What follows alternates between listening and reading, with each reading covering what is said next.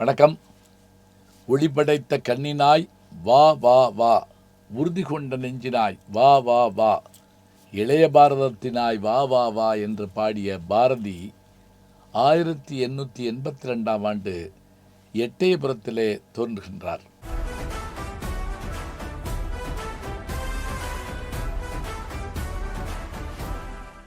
சின்னசாமி ஐயருக்கும் லட்சுமி அம்மாளுக்கும் மகனாகத் தோன்றிய இவர் தான் பிறந்த அந்த பூமியிலே இளைய பருவத்திலே வளர்கிற போதே விளையும் பயிர் முளையிலே தெரியும் என்பதைப் போல அவருடைய ஆற்றல் வெளிப்படுகிறது. பாரதியாருடைய தந்தை எட்டயபுரத்திலே ஒரு சிறிய மில் வைத்திருந்தார். பருத்தியிலிருந்து அந்த பஞ்சையும் கொட்டையும் பிரிக்கின்ற அந்த மில் நஷ்டமடைந்த போது அவர்கள் வாழ்க்கையில் வறுமை சூழ்ந்தது. ஆனால் பாரதி என்ன செய்வாரா, சுப்பிரமணிய பாரதி இவருடைய பேர், முழு பேர் சுப்பிரமணியன் அப்படிங்கிறதா வீட்டில் கூப்பிடுவாங்க, சுருக்கமாக சுப்பையான்னு கூப்பிடுவாங்க. இவர் அந்த அரண்மனையில் போய் அங்கே இருக்கிற புலவர்களோடு பழகி அப்போதே பாரதி என்கின்ற பட்டத்தை பெற்றிருக்கிறார். இவரும் இவரோட சற்று இளையவராகிய நாவலர் சோமசுந்தர பாரதியாரும் அப்போதே பாரதி பட்டம் பெற்றவர்கள் எட்டயபுரத்து அரண்மனையிலே. சரி, பாரதியை கொண்டு போய் அவங்க அப்பா பள்ளிக்கூடத்தில் படிக்க வைக்கிறாரு. பாருங்கள், அப்போவே அவருக்கு ஆங்கிலம் படிக்க பிடிக்கலை. அப்பாவுக்கு என்னன்னா, பிள்ளை ஆங்கிலம் படித்து அதிகாரி ஆகணும்னு நினைக்கிறார். ஆனால் அவர் சொல்கிறாரு, பாரதியார் சுயசரிதை 2 வகையில் எழுதியிருக்கிறார்.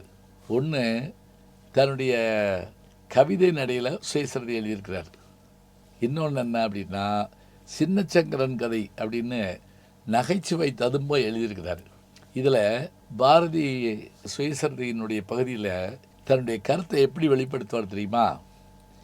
எங்கள் அப்பாவுக்கு செலவு எவ்வளோ ஆச்சுன்னு தெரில, ஆனால் எனக்கு ஒன்றுமே புரியலை.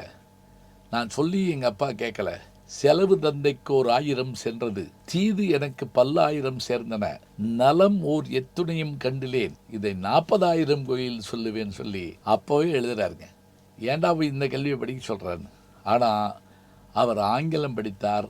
காசியிலே சென்று இருந்த நேரத்தில் சம்ஸ்கிருதம், ஹிந்தி படித்தார். பாண்டிச்சேரியில் 1910 18 வரை இருந்தபோது 8 ஆண்டுகளில் பிரெஞ்சு மொழி படித்தார். மலையாளம், கன்னடம், தெலுங்கு என்ற பல மொழிகளை அறிந்த அவர்தான் யாமறிந்த மொழிகளிலே தமிழ் மொழி போல் இனிதாவது எங்கும் காணவும் என்று சொன்னார். சரி, பள்ளி ஆசிரியராக சேதுபதி மேல்நிலைப் பள்ளியிலே வாழ்க்கையை தொடங்கி இதழாசிரியராக வளர்ந்து ஆங்கில அறிவின் காரணமாக மொழிபெயர்க்கின்ற திறனை உடையவராகவும் இதழ்களை நடத்துகிற பொறுப்பாளராகவும் இருந்தார். இதையெல்லாம் நாம் கற்றுக்கொள்ள வேண்டும். அதோடு மட்டுமில்லை, அறிவியலை கையில் எடுக்க வேண்டும் என்று சொன்னவர் அவர்தான். சாதி ஒழிய வேண்டுமென்றால், மதம் ஒரு பக்கம் என்றால், அறிவியலும் அதற்கு துணை நிற்கும் என்று கண்டுபிடித்தவர் நம்முடைய பாரதி.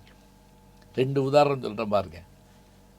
அதாவது, சந்தி பெருக்குவதற்கு நாம் என்ன வேணும் அப்படின்னா, தெருக்கூட்டுபவர்களுக்கென்று ஒரு சாதியை சொல்கிறோம். இன்றைக்கு அவர்கள் எளிய தொழில் செய்கிறார்கள்னு சொல்கிறோம். அவர் சொல்கிறாரு, இதுக்கு ஒரு எந்திரத்தை கண்டுபிடி, அதை பார்த்துக்கணும்ல. எந்திரம் வந்துருச்சுன்னா தெருவை சுத்தம் பண்ணணும் இல்லையா? சிங்கப்பூரில் பார்க்குறேன் நான். மத்தியானம் ஆகிட்டா டிராஃபிக் இல்லாத நேரத்தில் ஒரு வண்டி வரும், சின்னதாக வாட்டர் அப்படி தண்ணியை பீச்சி அடிச்சுக்கிட்டே அது தொடச்சிக்கிட்டே வரும். அப்படியே வடிவேல் ஒரு படத்தில் சொல்வார்ல, உட்காந்து சோறு போட்டு சாப்பிட்லாங்கிற மாதிரி அப்படி இருக்கும் சுத்தமாக. அதுக்கு எந்திரம் வந்துட்டா அதற்கான சாதி இருக்காது இல்லையா? என்ன யோசனை பாருங்க. அதே போல் இன்னொன்னே யோசிச்சார். காசி நகர்ப்புலவர் பேசும் முறைதான் காஞ்சியில் கேட்பதற்கு கருவி செய்வோம். இன்றைக்கி இருக்கிற செல்ஃபோன் தாங்க. இப்போ நான் காசி போயிருந்தப்ப அங்கேருந்து ஃபோனில் ஒருத்தர் வேணும்னே காஞ்சிபுரத்தில் இருக்க நண்பரை கூப்பிட்டேன். நல்லா இருக்கீங்களா, என்ன விஷயம் அப்படின்னாரு. ஒன்றும் இல்லை, நான் இப்போ காசி வந்திருக்கேன், நீங்கள் காஞ்சிபுரத்தில் இருக்கீங்க, பாரதியார் சொன்னதுன்னு மெய்ப்பிச்சிட்டான், அதுக்காகத்தான் பேசினேன் அப்படின்னு நான் சொன்னேன். இது பாருங்கள் எப்படி இருக்குன்னு. அதே மாதிரி வானவியலை படிக்க வேண்டும் என்பதையும் பாரதி மறக்காமல் சொல்கிறார். சந்திர மண்டலம் பற்றிய வானவியலை கண்டு தெரிவோங்கிறார். அப்போ சந்தி பெருக்குவதற்கு ஒரு சாத்திரம் செய்வோம், தொலைபேசி கண்டுபிடிப்போம், வானவியல் சிந்திப்போம். இவை எல்லாமே அவருடைய எதிர்கால சிந்தனைகள் தான். இத்தனை ஒரு அறிவு அவருக்கு இருந்திருக்கிறது. தன்னுடைய மறைவான 1921க்குள் இப்படி அறிவியலை, ஆங்கிலத்தை, பிற மொழிகளை எல்லாம் தெரிந்து வைத்த பாரதி எளிய முறையிலே குழந்தைகளுக்கும் நல்ல செய்திகளை சொன்னார். ஓடி விளையாடு பாப்பா, நீ ஓய்ந்திருக்கலாகாது பாப்பா, கூடி விளையாடு பாப்பா, ஒரு குழந்தையை வையாதே பாப்பா. எவ்வளோ அருமையாக இருக்குது பாருங்க.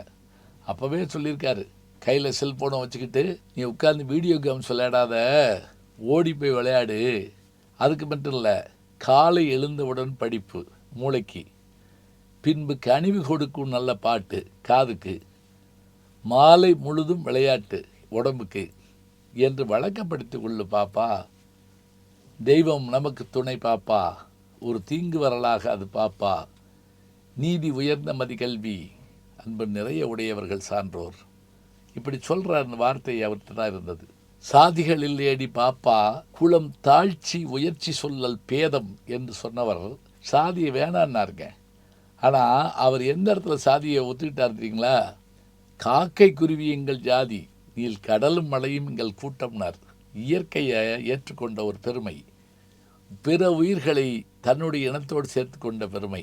காக்கை குருவி எங்கள் வீட்டு பிள்ளைகள் மாறுதா அப்படிங்கிறார். வெள்ளை நிறத்தொரு பூனை எங்கள் வீட்டில் வளர்ந்து கண்டீர், பிள்ளைகள் பெற்றத பூனை அவை பேருக்கோரு நிறமாகும் என்று அந்த பூனைக்குட்டிகளை கூட சாம்பல் நிறம் ஒரு குட்டி, பாம்பின் நிறம் ஒரு குட்டி, பாலின் நிறம் ஒரு குட்டி என்று அந்த குட்டிகளை பற்றி சொல்லி அவை எப்படியான கலர வண்ணமாக இருந்தாலும் அவை எல்லாம் ஒரு தாயின் பிள்ளை அல்லவா, 1000 உண்ணுங்கு சாதி எனில் அந்நியர் வந்து புகழென்ன நீதி என்று நமக்குள் ஒற்றுமை இல்லாத விஷயத்தையும் சுட்டிக்காட்டினார்.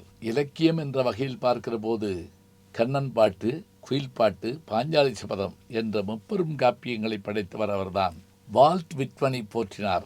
ஜார்ஜ் மன்னர் வீழ்ந்ததை பதிவு செய்தார். குரு கோவிந்தரை குறிப்பிட்டார். விவேகானந்தருடைய பேச்சை பதிவு செய்தார்.